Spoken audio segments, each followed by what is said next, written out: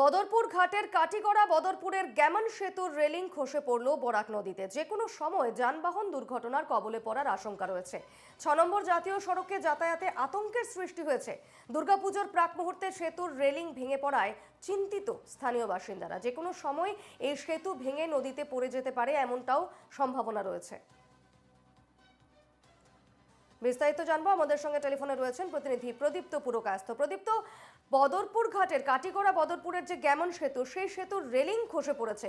স্বাভাবিকভাবে পুজো সামনে এসেছে এবং এই সেতু দিয়ে বিভিন্ন গাড়ি পারাপার হবে, যানবাহন চলাচল করবে। সেক্ষেত্রে কতটা আতঙ্কে রয়েছেন স্থানীয়রা? হ্যাঁ, নিশ্চয়ই।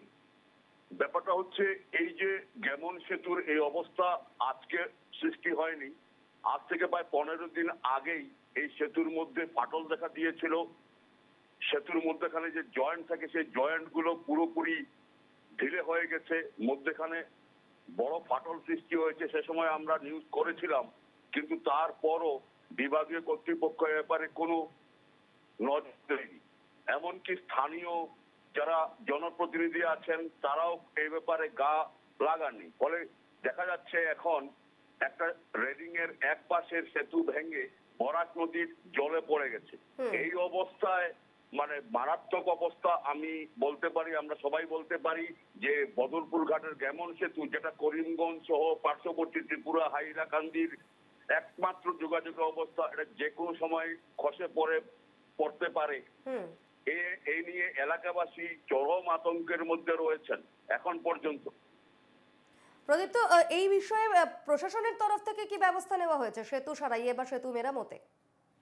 এখন পর্যন্ত যেসব খবর পাওয়া গেছে, আমাদের আগের নিউজ সম্প্রচারিত হবার পর NHIDCL থেকে এক প্রতিনিধি দল এসে এই গ্যামন সেতু পরিদর্শন করে গেছিলেন।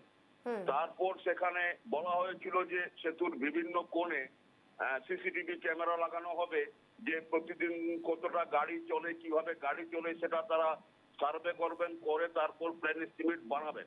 কিন্তু এখনো পর্যন্ত NHIDCL থেকে কোনো ধরনের কোনো কিছু নেওয়া হয়নি, এতটুকু পর্যন্তই খবর।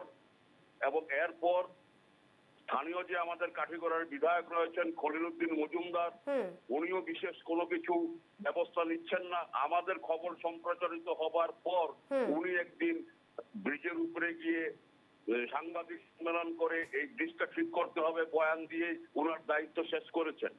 মুদ্রা কথা হচ্ছে সামগ্রিকভাবে এই ব্রিজের অবস্থা খুবই খারাপ। একেবারে ভাঙা সেতু এখনো পর্যন্ত মেরামতে কোনো ব্যবস্থা হয়নি এবং এই সেতু মেরামতের কাজ এখনো 20 বাও জলে। আপাতত ধন্যবাদ প্রদীপ্ত।